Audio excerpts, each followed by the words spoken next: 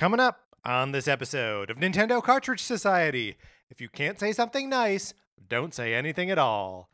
It's dangerous to go alone, so the Nintendo Cartridge Society goes with you.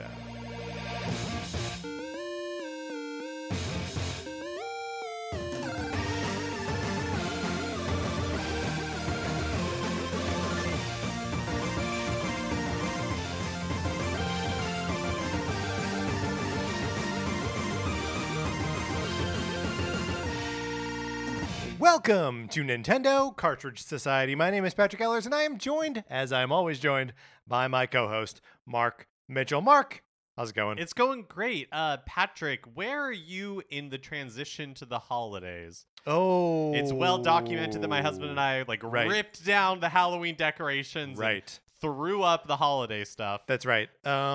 So, like, personally in my life, because my work, I'm all the way in the holidays. You're in mode. deep. I'm in deep over there. But we have not changed any of the decorations in the house yet. We don't really decorate a lot for the holidays, even for Halloween. We've got like a little probably like 8 of these little pumpkins that we put out. But yeah, like really nothing else. The Christmas decorations will go up after Thanksgiving. Oh, got it. And is that when you allow yourself to transition into like holiday music? I'm already listening to holiday music. Mm-hmm. And part of that again is because my work is Oh right, you're in I'm in it over there. Yeah. So yes, I'm just in it. What about yourself? Are you listening to Christmas music yet? Yeah, I pretty much as soon as, and the thing is that as soon as summer is over. As soon as summer is over. Okay, like I don't want to mislead people. Although I do not consider myself one of those people that like loves Christmas. Do you know what I mean? Where it's just like but your Christmas tree went up on November 1st. My Christmas tree went up on okay. November 1st. All right. So it's a delicate balance. I think people can be complex. Yes, and, that's right. And so it is, while it is true that the holiday decorations have already gone up. Yep. And I'm already listening to holiday music, I do not consider myself someone who is overly into Christmas. Here's the thing: we're both getting older. Okay, I'm listening. That's thing number one. We're both getting older, okay. And I think when you get older, you just sort of like slouch into the things that bring you comfort. But I recall in 2020 that we were both also like, you know what? Whatever makes me happy. Like, I'm going to start listening to Christmas music whenever. I don't care. And I think we're just not getting over that. I think we're just gonna live in this like wherever I can get happiness or comfort from at all, I'm just gonna scratch and claw and to like bring any of it near to me. Speaking of my copy of Sonic Forces for the Nintendo Switch, would you like to scratch and claw it near to you? You can borrow it. You can. All you gotta do is email us at nintendocartridgesociety@gmail.com and give us a mailing address where we can send you my copy of Sonic Forces for the Nintendo Switch. When you do this, I pay for postage both ways. But I may send a copy of Untitled Goose Game in a Sonic Forces box. Sorry, that's just a mischievous little part of the program. Does it? Yeah, that's a good question.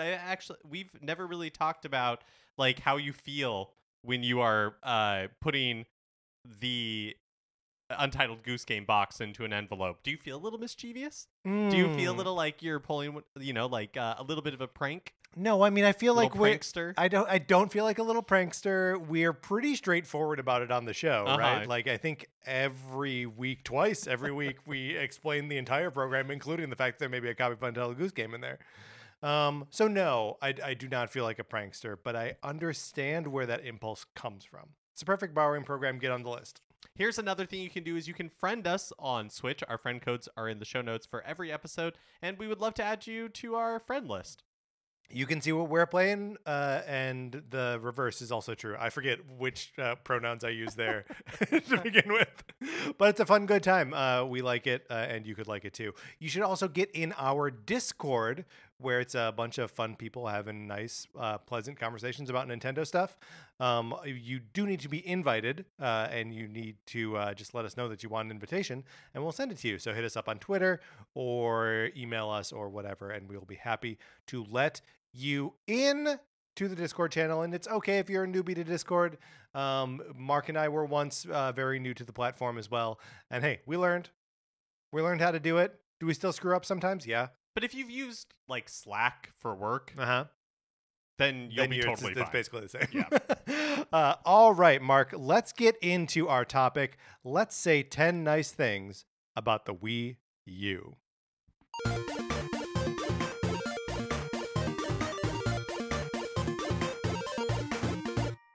We're doing this, of course, because Friday, the 18th, is the 10-year anniversary of the release of the Wii U. Mark, can you believe it? Yeah, that's crazy. 10 years. Yeah. And I feel like the reason we are doing 10 nice things and only nice things. That's right. Is because I feel, even on this show, it's well documented the Wii U's failings. Oh, I see. And that we have documented these failings. Yeah, I mean, we've talked about them. I don't know that we really did like a forensic analysis. Sure, we're not like a primary source for historians to refer back to. Yes, you're correct. Right. But and so, we come not to bury the Wii U, but to praise it. That's right. And you said when we sat down and put our headphones on and put microphones up to our face, you said that before we recorded, you said this was an interesting exercise. To which I responded, was it? Because I look, I've been, I think, probably the Wii U booster on this show. Right? I mean, you didn't own one. I didn't own a Wii U. I did own a Wii U. I enjoyed my Wii U. I like a lot of games on. This was not a tricky proposition for me. I have more than 10 in case we overlap. And not because I was like, come on, Patrick, think of some more. I was just like, oh, and I like this about it. Oh, and I like this. So yeah, it's I'll be fascinated to know what is included on your list of 10. So we each came up with 10. That's right. I came up with a couple more, as I said, but I'm only gonna say 10. And we have an alarm, a button that we're only saying nice things here, okay? Yes. And if one of us, either of us, both of us, if an individual starts to say something not nice about the Wii U, we push this button. And an alarm, we assume, will sound. That's right. We haven't actually tested it. Well, no one has said anything negative about the Wii U yet. Oh, nor will they. For fear of the button being pushed. Right. Okay.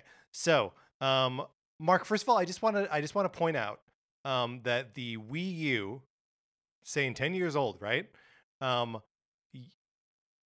knew you when I was buying my Wii U. Yes, I remember. Our relationship is now the age of the Wii U, which is a decade. Yeah, I remember when you bought your Wii U. Mm-hmm. In fact, many of the things I'm going to talk about, I only experienced because they either came to Switch, right, or I was at your house, right, experiencing the Wii U. I think you are maybe the only person. That's not true, but like one of 4, I could count them on one hand, the number of people I know that had a Wii U at the time. Well, numerous previous guests on the show have had had Wii U's. Greg Smith, for example, Jeremy Schmidt. That's 2. Yeah, but I'm not saying that I knew at the time where I would go over to their house. I see. People that you have gotten to know since then. Yeah. Many people that I know now have Wii U's because I've curated a good selection of friends. And a Wii U is a good litmus test. Yeah, that's right. Did you? I of course would fail that litmus test because I didn't own a Wii U. I think a lot of us, if we look inward, would fail our own litmus test for who we would be friends with if we weren't ourselves. Does that make sense? I'm on board. 100%. Yeah. So look, we're only saying nice things about the Wii U. It will be up to the two of us to decide what is and is not a nice thing, right? That's true. Mark, would you like, since you found this to be an interesting exercise, would you like to go first? Yeah, so the first thing I have on my list is that while it may not have worked out this way, Mm-hmm. I do think that the continuity from the Wii as a selling point and like a value proposition was theoretically very good. Absolutely. So because I can think of very few other consoles where the controllers that you bought for the last generation would continue to work. Which is also because the your Wii remotes and Wii games still being useful was one of the items on my list. The Wii remotes in particular is an especially good point because so much of the early stuff on the system was built around 4 or sometimes 5 player experiences, sometimes asynchronous, sometimes not, but would require you to have all these controllers lying around, which you did because you bought a Wii 7 years previous and could only play bowling or tennis with your grandparents by having 4 Wii remotes. You didn't have to buy those again. Yeah, it was like taken for granted that people who are buying the Wii U had a Wii, which was not like a bad assumption, right? Because everyone had a Wii. Yeah, and so it's just like it didn't really work out, but it was a really interesting idea to be like, hey, here's everything that you have right now. It's still totally valid. It's not garbage. It's not garbage. Like you can totally continue to use it on this new system. And which like Nintendo also did from GameCube to Wii, right? Like you could play all of your GameCube games on Wii, and it had the 4 controller ports like right on the top of it, which I still like reflecting on after the fact is crazy. It is crazy, especially because I guess like the difference between the Wii U and the Wii's application of it is the GameCube controllers were never really like the primary way that you interacted with the Wii.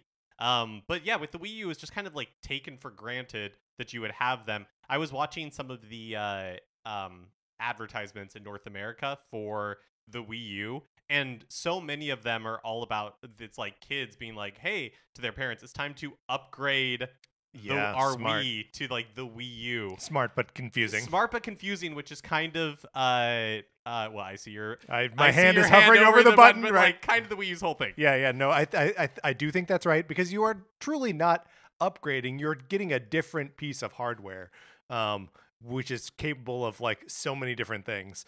But yeah, the fact that it could still play all of your Wii games, still huge, and like.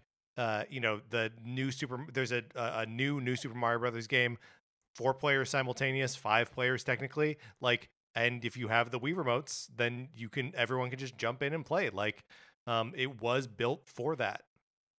All right. So that is a great point. It was one of mine as well. So I'm down to not having as many safeties anymore. All right.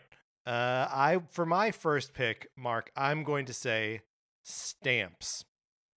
The Wii U, in the Wii U, Nintendo developed a meta achievement system that was persistent between games. Did all games use stamps? No. Did all games that had stamps use them in the same way? No, not really. But in Super Mario 3D World, Mario Kart 8, Mario Maker, NES Remix, and a handful of others, you could collect these little stamps that you could use in your Miiverse messages. And they're little like black and white images of like characters or events from the game. And really all you could either display them in like your stamp book, or put them in these Miiverse messages. And I wish there was more application for them, that you could have just like a player profile where you had them stamped around, or even just like on your own home screen or whatever.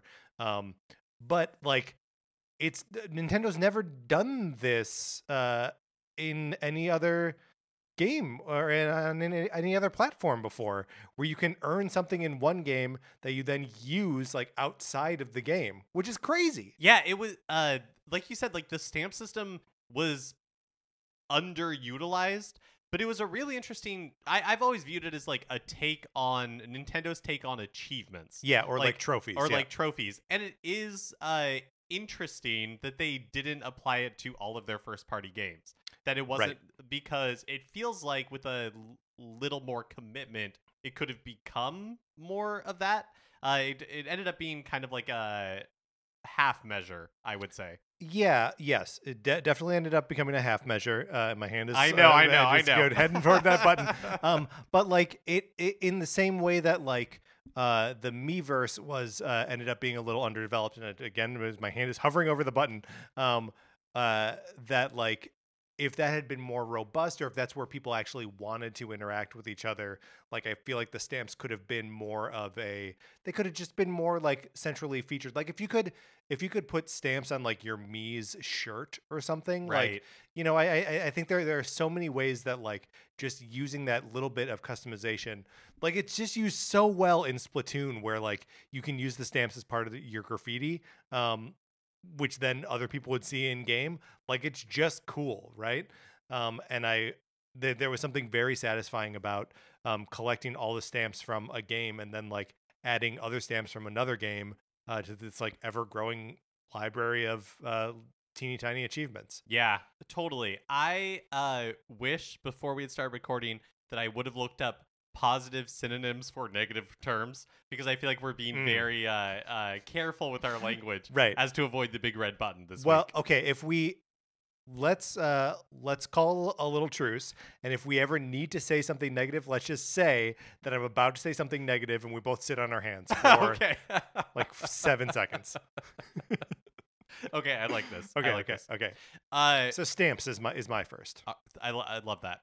So my second one is, I feel like the Wii U had really great support for legacy games in a way that I'm really, like I enjoy the libraries that Nintendo has on the Nintendo Switch Online, but I feel like I missed out by not having a Wii U and not being able to buy like the Game Boy Advance library in Virtual Console. Like it had a very strong Virtual Console.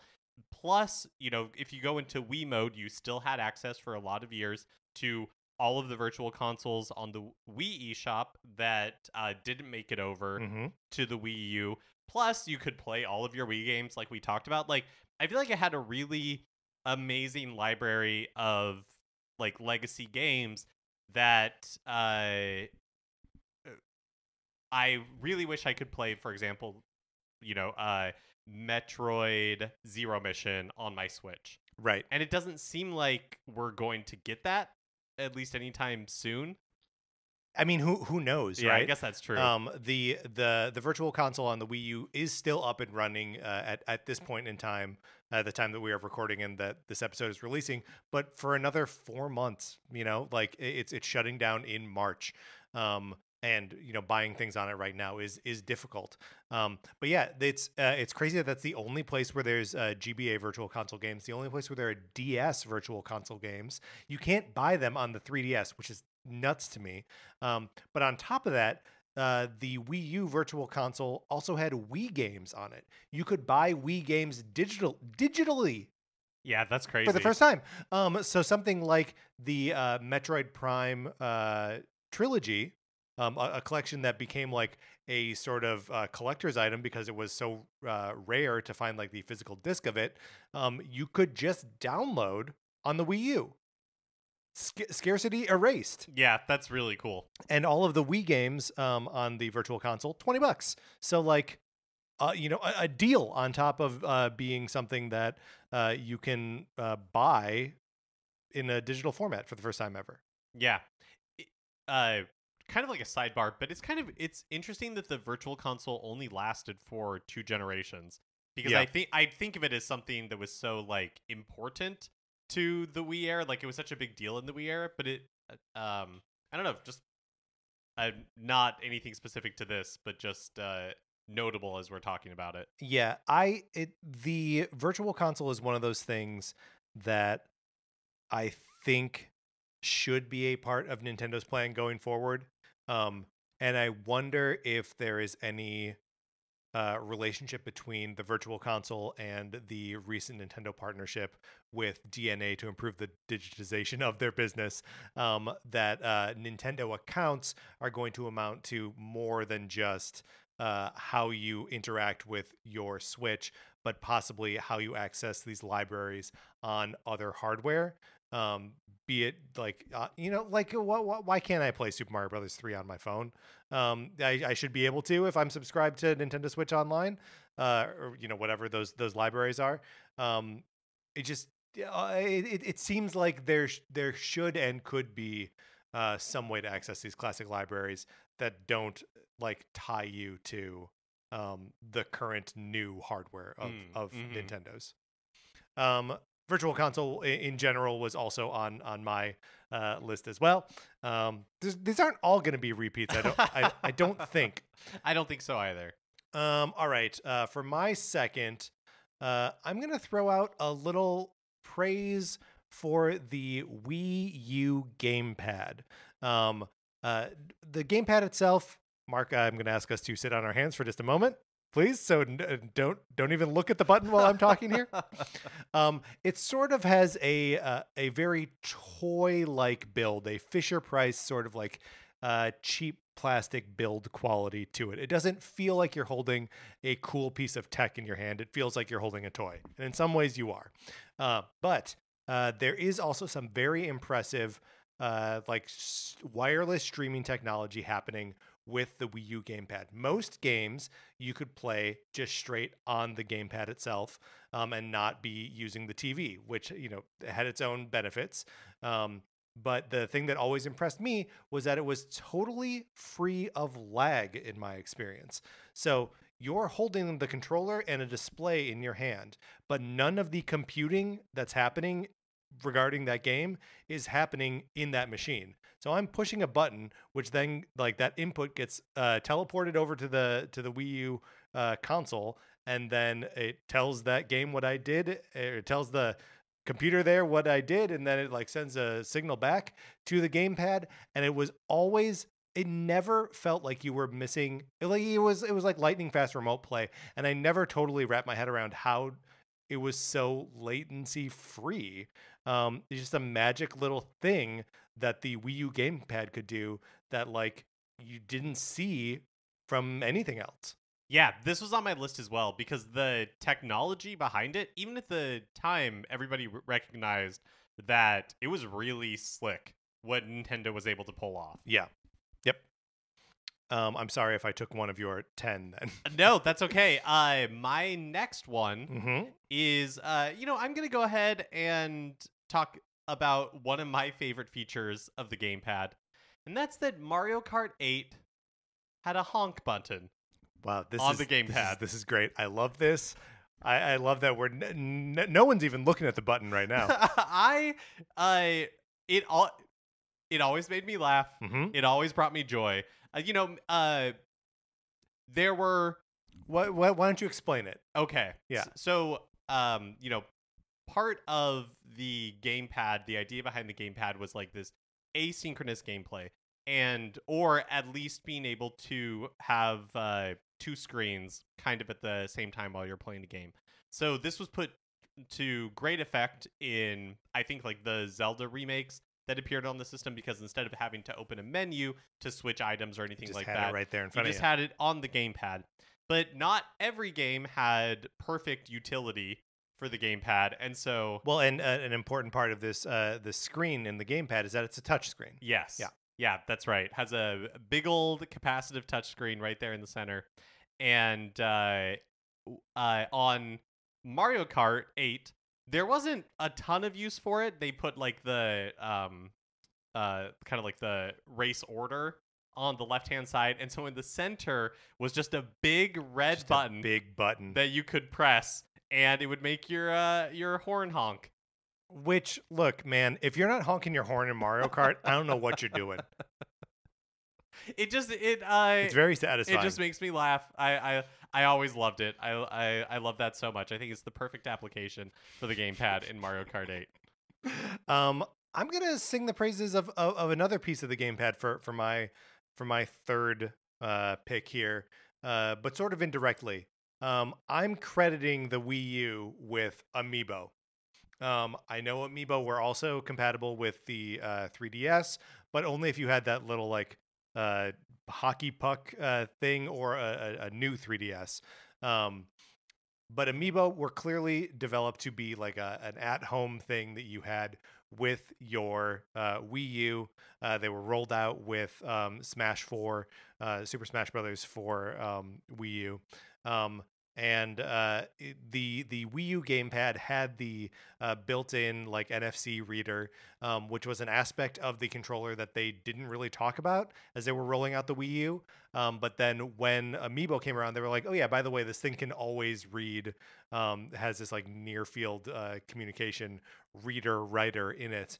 And Amiibo were just a cool like a way to basically play the Toys to Life game that so many other people were playing at the time, but in a Nintendo always had like a different sort of ideology with how they were used and what they were making in Amiibo out of. And you know, I just picked up my Splatoon 3 Amiibo from Best Buy on my way over here today. It still has a place in my heart, even if I've never really squared my relationship with Amiibo. You gotta trace them back to the Wii U. Yeah, absolutely. In fact, one of the things on my list is the QB Amiibo from Box Boy, which would not be possible without the Wii U, Right, like you're saying, right. and is maybe the perfect Amiibo. But we may need to revisit that as part of like Ooh. an episode or something. Okay, so there are 190 Amiibo. Let's rank them. Yeah, I mean it's I do think that it's a bummer to me that Nintendo, as they got out of the Wii U era, that they stopped messing around with making Amiibo like a sort of like catch-all thing. Like there was the Mario versus Donkey Kong game that was all Amiibo based. They did a thing called Greatest Hits, Greatest Bits, something like that, where you could scan an Amiibo in and then play like a couple minutes of classic games. Like when you scanned in an Amiibo, it unlocked one of these games that you could play like different vertical slices of, and then that Amiibo was from then on always tied to that game. So like I tried it again today just to like mess around with it. I scanned my Diddy Kong Amiibo and I got to play the original Metroid for a little while. Like, okay, yeah, like fun, kind of cool. If then I was interested in actually checking out the game, there's a link right there for me to buy it from the Virtual Console, of course. So like those kind of things, the fact that Super Mario Maker had all of the Amiibo like 8-bit transformations, every single Amiibo that they put out for Smash Brothers 4 was an alternate costume that you could unlock in Mario Maker. That's something that didn't come back for Super Mario Maker 2. Yeah, it's such a like wide net that they cast for like the functionality of the Amiibo. And like, was it perfect? No. But like, I wish they could have stuck with it, Yeah, and I felt this way about when we were talking about Virtual Console as well. It's like on the one hand, I recognize that nothing lasts forever, and Mm-hmm. they're not going to support these things forever. But it feels to me like now that a lot of Nintendo first party games continue to have Amiibo support, but it feels like perfunctory. Like it doesn't feel Yeah. like it has the creativity, and we don't need to worry about the red button because this is not a negative thing about the Wii U. No, this is just about Nintendo in general. It just feels, like there's nothing wrong with the Amiibo functionality now, but it doesn't feel like it is as creative or as like joyful as it was previously, where like sometimes it'd be like zany, or the Amiibo that they would put out would be kind of like interesting or weird, or it's like, for Detective Pikachu, it's giant. That's just Right. what we're doing. Or like Right. the Yarn Yoshi. And well, and that was also the promise of the Amiibo too, that I feel like that didn't live up, was like they said early on that Amiibo could be anything. right. And like in the end, it was really just like these action figures, not really action, these little figurines, and the cards, and really like that's sort of it. Do I have an Amiibo that's a cereal box? Sure. Oh yeah, that's right. Sure, I do. Do I still have it in my house? Absolutely. Was that the Super Mario Odyssey, right? Yeah, that's I right. totally remember that. A delicious Amiibo when you scanned it in Uncle Amiibo, or whatever that little robot's name was. Yeah, I feel like they could have gone harder and gotten to weirder stuff, or more varied stuff. Like I was thinking, like it'd be fun to have like a pint glass with the amiibo thing in it, like, or something that you would actually use. I was thinking about how cool it would be if your NES controllers for your Switch were also an amiibo. Oh, that would be cool. You know what I mean? Like just like anything could also be an amiibo. I think technically it's back to you. Because yours is also okay. So that was my third, your fourth. Yes. So this is my fourth. I got to go with Captain Toad Treasure Tracker. A nearly flawless game that has been ported over from the Wii U to both the 3DS and the Switch, and made inferior by both portings. The best place to play Captain Toad Treasure Tracker is on the Wii U, and partially that is because you have this like separate, gyro controlled screen in your hand for some of the like first person segments where you're throwing turnips and stuff. You can still look at the screen and see where you are in all of that.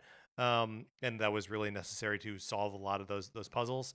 But what a delightful, adorable game.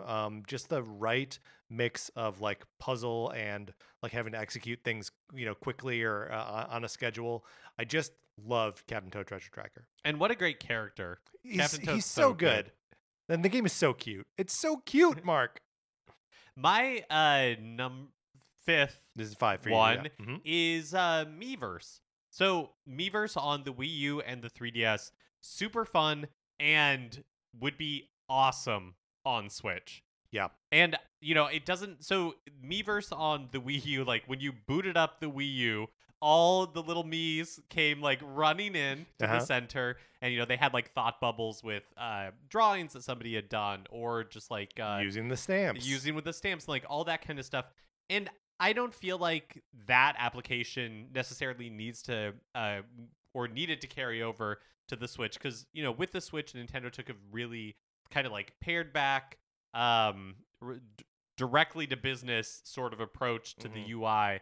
But it feels like to me that, especially because I know so many people now, partly thanks to this show, who own Switches, that having like, it's fun, or it's nice to be able to see what people are playing, and what they added like a couple of updates ago, where you can see what games people recently started, and like all that kind of stuff is like nice. But it would be really fun to have that sense of community with people that I know on the Switch, and I am sad that they got rid of it, because Miiverse also had a thing where you could like posts, right?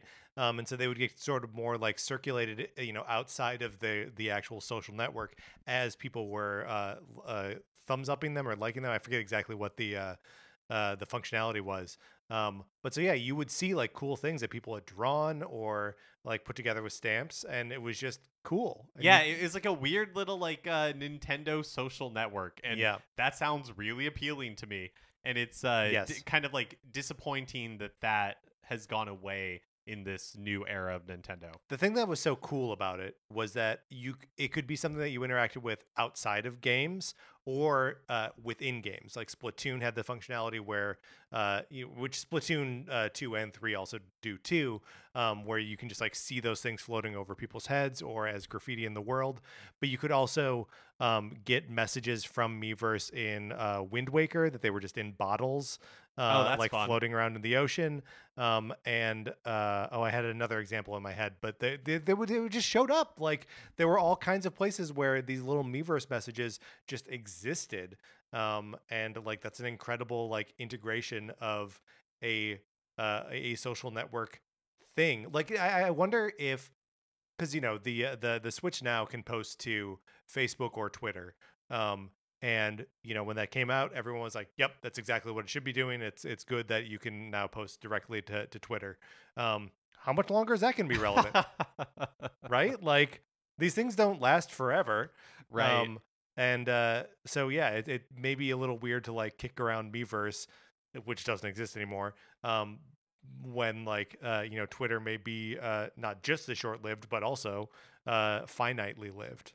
Yeah, it just feels like with Switch with the 3DS, it was such a delight to the rare times that I would like have my 3DS with me. I'd be going through an airport or something, and I would get the notification that somebody else with their 3DS passed me. Yep. And so I have like a new visitor in my Miiverse or whatever. And it was just because I didn't have my 3DS on me that much, because I didn't travel that much, like it was such a rare occurrence.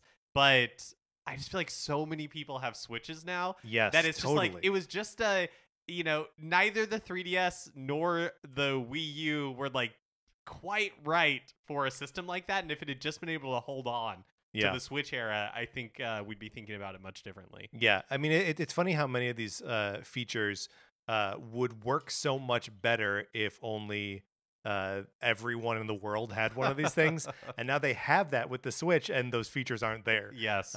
Which what are you gonna do? Mark, I have no concept of what number I'm on. I think you're on 5. I don't know. Okay, I might be on 5. I might be on 6. We're just gonna go through everything that's on our list, right? Yeah. We're not gonna not say some of these things. Okay. Next, I'm going to say NES Remix. NES Remix Volumes 1 and Volume 2. The first one of these dropped sort of out of nowhere, was like a fun, crazy surprise that they were taking NES games and taking just the most interesting beats of gameplay from like a dozen or so NES games and presenting them as little micro challenges, sort of WarioWare style, for you to play in a row, and then like you clear it in a certain amount of time and you get bits. Bits become stamps, which you're collecting overall, and you unlock more games that way. And so they made 2 of these things, and it's just like the coolest thing ever. In addition to seeing like individual awesome moments from these classic games, which in and of itself is an incredible service, right? That they also did things where it's like, oh yeah, you play this level from Metroid, but you're Luigi from Super Mario Brothers 2. And like really messing with the like sort of physics and worlds of these things. It's just like they went in and kit bashed a bunch of old NES games and just gave you tiny little hits of serotonin, and so fun and so fast. And I can't believe these games aren't on Switch. I can't believe it. Yeah, it's so weird to me. I guess they were on 3DS, or a version of it. There was a collection on 3DS. That doesn't have all of it. Yeah. With all the Wii U games that have come over to the Switch, it's, for me as somebody who wasn't able to experience these in full, it's disappointing that the NES Remix games haven't made it over either. It's just conceptually one of the coolest things I can imagine. Like, having that sort of like both reverence and irreverence at the same time is awesome. I can't think of like another time that like a company has done that. My next pick, I also am giving up on numbering them. We'll get around 10, I'm sure. Yeah. Is the soundtrack to Donkey Kong Country Tropical Freeze. Well, this is such a good pull. So I love Donkey Kong Country Tropical Freeze. But the soundtrack, I don't know why, but it really has always impressed me. Mm-hmm. So my first experience playing it was with you for this show, and we played a lot of it in co-op. And I don't remember ever experiencing a soundtrack that on a platformer that worked exactly like this. I think of a lot of platformer soundtracks as being a music cue that's on a loop. But the way that it works in Donkey Kong Tropical Freeze is it treats each level like a theme park ride, basically. So like the music changes as you hit certain like marks.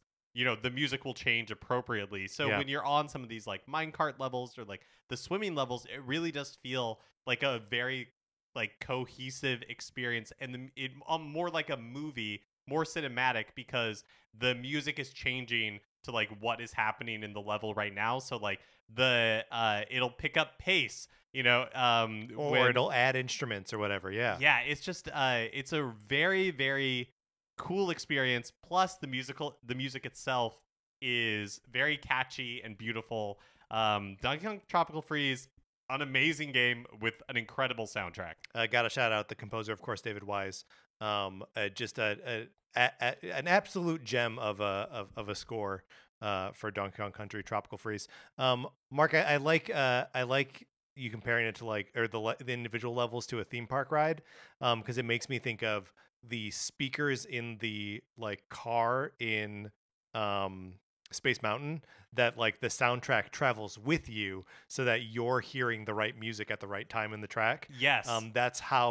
That's what playing Tropical Freeze feels like. Yeah, it's so like you're on Space Mountain. Yeah, I really can't think of and I would love for there to be other soundtracks like this, but I just can't think of other examples where it's hit me quite like this. Yeah. And it's just so seamless and good. All right. For my next pick, I'm going to go with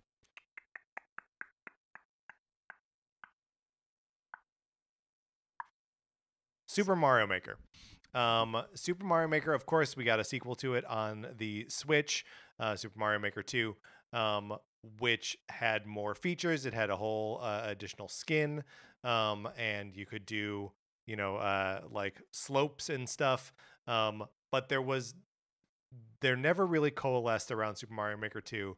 The community, and maybe this is really the thing that I'm shouting out here, is the community of Super Mario Maker players and makers that and maybe this is all coming out, it's sort of like the rise of like Twitch streaming, or I don't know what the special sauce was, but there was such an active and fun community around playing hyper difficult levels and making them, and the whole game is just so cool. And I shouted out earlier the 8-bit transformations for all of the amiibo that came with Super Smash Brothers, or worked with Super Smash Brothers.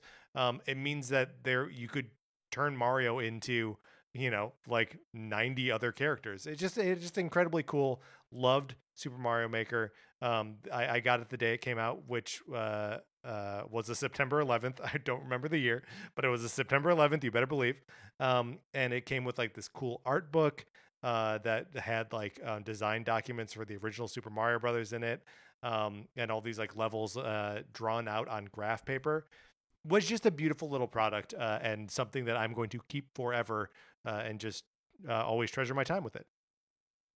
So this next one might be a little bit of a cheat, but I'm looking at the button. I'm okay, eyeing the button right now. Well, it's not negative. Okay, I just don't know if we can prescribe it exclusively to the Wii U, but it's the year of Luigi.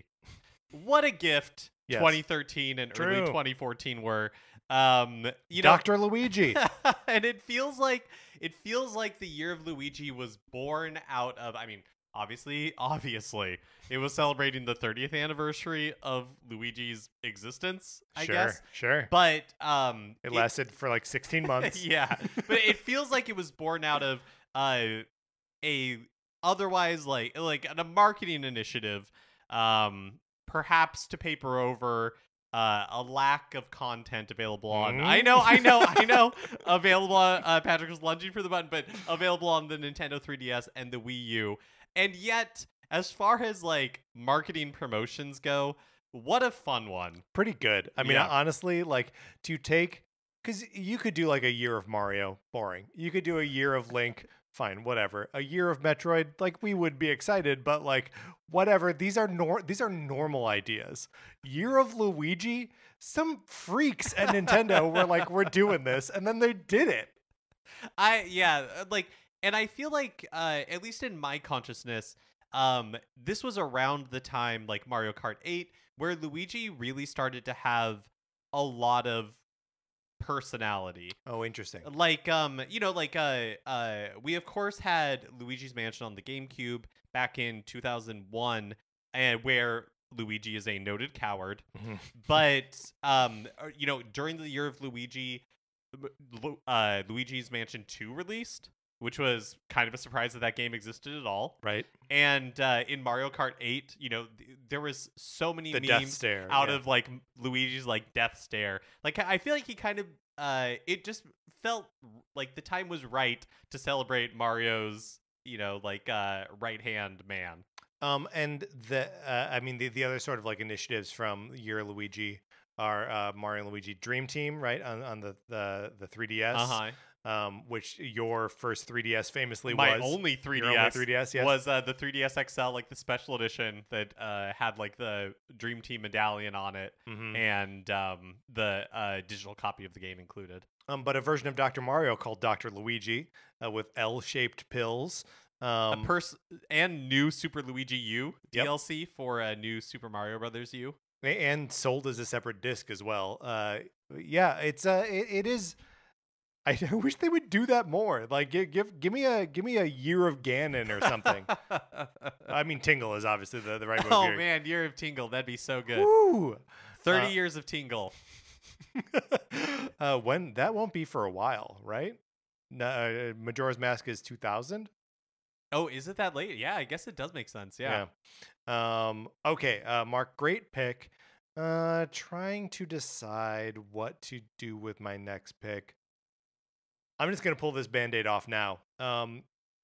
Such a huge part of the Switch library, including Breath of the Wild, Super Mario 3D World, Mario Kart 8, Bayonetta 2, New Super Mario Bros. U, Tokyo Mirage Sessions, Donkey Kong Country Tropical Freeze, Pikmin 3, Captain Toad Treasure Tracker, Hyrule Warriors, Pokken Tournament. Oh, jeez. And that's not even counting the, like, Splatoon 2 is basically more Splatoon, but just on a different platform.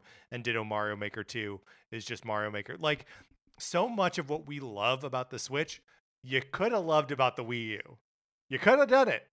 Yeah, I mean, I feel like that is the general consensus on the Wii U looking back on it. Yeah. Is that the games that it had were very good, but Nintendo just wasn't in a place to be able to, because it was trying to like save the 3DS, right? Support the Wii U, and no one else was supporting the. This is not us saying something negative about it. No, these are just facts, right? And so they kind of had to like triage. Plus HD develop. This was Nintendo's first time moving into HD development, which all the other developers had gone through those growing pains, and it was growing pains the previous generation, but yes. Nintendo was attempting to do it for the first time. So it's like, yeah, Wii U, amazing library, but it was spread over so much time. So it was just like spread thin. Yep. Butter over too much bread. And so I'll actually kind of piggyback off of that for my next like nice thing about the Wii U, which is it's like in a way I'm hovering over the button. You're hovering, but hear me out. Yep. It kind of like it was Nintendo eating its vegetables to be able to get to the Switch. I see. Yes. Like I agree with this. Obviously, Nintendo did not go into the Wii U with the intention of it just kind of like failing.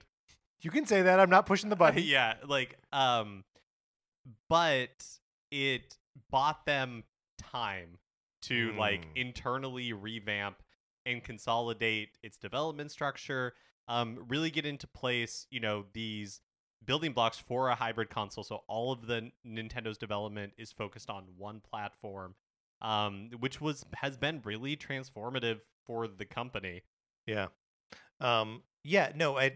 As a like transitional period, super successful, right? Like you just look at a Switch and like you see the Wii U gamepad, or you see what they learned from the Wii U gamepad, and again, when I'm not pushing that button, but like what mistakes they chose not to make a second time, like they somehow learned all the best lessons from the Wii U. Yeah. All right, my next pick, and I wish we hadn't lost count here. I'm gonna do this one now. Zelda HD remasters. We got both the Wind Waker HD and Twilight Princess HD games on the Wii U. They're like the definitive best ways to play both of these games. Both games look great on the Wii U. Twilight Princess maybe a little less, just because like there's some graphical disparity between like what got improved and what didn't. It was easier to sort of make universal changes on Wind Waker because it's just like a change to the lighting system, and so like all the textures, and it's got that cartoony style. But regardless of how well either of them improved visually, there's just little gameplay things that make both those games more palatable, less repetitive experiences. And these are both, world-class games already that just had some fat that needed to be trimmed out of both of them. Mark, you mentioned the menu on the gamepad, having your inventory there. It's a total game changer. It's so good to, instead of pulling up a start menu, just looking down in your lap and like, picking the bottle you need or, whatever, and all with a touchscreen. Like, that's something that I love about the 3D remakes of Ocarina of Time and Majora's Mask. And it's kind of a bummer to me that like that era is now done and gone and over. Yeah, where's that horn button on the Switch? Where's my horn button? No, but it could also be like a nice inventory thing. And then, of course, I have to shout out the Wolf Link amiibo that came with, or I guess maybe it didn't come with every copy of Twilight Princess, but it came with mine. And you could scan that into Twilight Princess in a like Cave of Ordeals or something. I forget exactly what it's called. So that you could then summon that same wolf into your copy of Breath of the Wild, which is insane and super fun. This is my last one. Okay. And so I'm going to go ahead and claim that this is number 10. And so my final like nice thing about the Wii U is that it gave us the Splatoon franchise, which is I remember going over to your house and playing Splatoon because I was aware of Splatoon when it was announced. I was aware of like the discussion around it before the game launched, because now the Splatoon franchise is huge worldwide, and we just like accept it as a thing. But at the time, like Nintendo's entry into team-based, like online shooters, there was a lot of, we'll say, skepticism around Splatoon before it was released. But I remember playing it at your house, and it feels like the start of like new Nintendo. Yeah. Like a almost, yeah, it has such like a different feel from other Nintendo franchises, and yet it retains the DNA of what we like about classic Nintendo games. That sense of like fun, gameplay first, cool worlds, like all of that. It maintains it so well, and yet it feels like it's doing something new. And I feel like looking back on it, that's such a positive sign about the future of the company creatively, that they're able to kind of like create this thing that feels completely different from anything else Nintendo has done or does, but also retains the elements that we like of Nintendo so much. Totally. Well, and I think it's, Nintendo innovates within their own franchises a lot, but we don't really see too many like new series from them, right? Like what new series have we gotten on the Switch? Like ARMS? Yeah. Like is that it? Technically Sushi Strikers, maybe? Don't do that, Mark. You don't have to say that. Why would you do that? But yeah, I mean, to see both Splatoon and Mario Maker, which for me that's another one that is so like unique. And yes, it's Mario, but like just having that such a robust level maker in there, it feels like something genuinely new. And fun and exciting. So yeah, I think it does show a Nintendo that is like at their creative heights, right? And yeah, Splatoon I feel like is going to be around for a very long time. I had Splatoon on my list as well. So will this be my last one? Yes. This will be my last one. An unsung, often forgotten feature of the Wii U. The gamepad could control your TV. Oh my gosh, that's right. So you could do everything from your like entertainment center, including like you could have it speak to your cable box back when that was a thing. So like you just like ran everything from your gamepad. That it was like a remote control. So you could, cruise through the channels. You could turn the TV on that way. All of this stuff sounds like totally mundane now, but it was not like a normal thing for you to be able to do, right? Like now when I turn on my PlayStation 5, it wakes up my TV and just like, starts that. But the Wii U, I could turn the TV on with a gamepad. I totally forgot about that. And like being able to like switch to cable and all that kind of stuff. And yes, strange that both Nintendo and Microsoft came to this at the same time, because the Xbox One, when it was originally announced, was like was positioned more as like your home entertainment center that also plays games, like the nexus of your living room, right? With Kinect, being used as the primary interface for your TV. Yeah, man, what a kind of like weird time for it was games. It was just weird because like as that functionality was growing on both these platforms, like the use of TV, like your TV service as like your main like hub of entertainment, like was just going away, then like they were just like ships in the night almost. Because like, I watch very little on live TV now.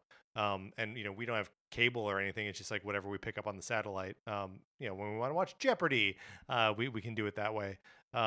But yeah, like there was definitely a time where it's like, oh yeah, of course we're gonna subscribe to cable. Of course we're gonna like watch TV and stuff.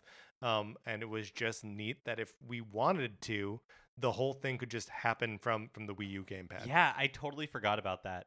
I do not think this is the reason why PlayStation 4 was so successful, but interesting. The PlayStation 4 like did not do that. It was just like it's all about games. Whereas both the Wii U and the Xbox One consoles that struggled were trying to be more.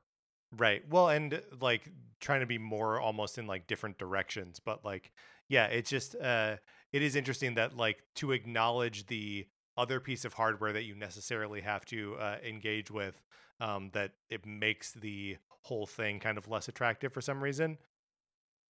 I guess you already have a remote controller, right? Yeah. That's probably the issue. And maybe just like the wrong audience for that sort of thing. Yeah, that's probably right. Okay, did we do 10 positive things about the Wii U? I think it's possible. I think it's possible that we did. I think we did at least 10. Oh, together? Or individually. We will never know for sure. We will never know for sure. I also just want to mention that the new Super Mario Bros. U and Luigi U on the Wii U is unique in that it has the mode where one player can just add platforms for the other players to jump around on. Yeah, using the gamepad. Again, that gamepad, they maybe didn't like cash that check frequently enough, but like when they did, it was cool. And doesn't Super Mario 3D World also have like gamepad functionality similar to that? Something with like... There was some functionality in there, and now I don't remember. I've played that game from start to finish on the Wii U twice, and I can't remember now, because I've also played it twice on the Switch. Man, what a game that is. I'm also going to shout out Super Mario 3D World. Yeah, all right. Mark, those are the things that we think are good about the Wii U. If people have things that they loved about their Wii U that we have not mentioned, what can they do with that information? You can email us. Email us at Nintendo Cartridge Society at gmail.com, or hit us up on Twitter, or join the Discord and tell us what we left out. All right, Mark, let's close this out. That is going to do it for this episode of Nintendo Cartridge Society. Remember, please rate, review, and follow us on Apple Podcasts or wherever you get your podcasts and can review podcasts. If you like the episode, you should share it on Facebook or Twitter, any place where someone might notice us. Follow us on Twitter. I'm at Patrick_Ellers. Mark is at MKE Mitchell, and the show is at Nin Cart Society. There's also a Facebook page, which is just Nintendo Cartridge Society. Anthony DeLuca made our logo, and our theme music is provided by 8-Bit Betty. You can get more of his music by going to 8bitbetty.com or by listening right now. For my co-host, Mark Mitchell, this is Patrick Ellers saying thank you for listening.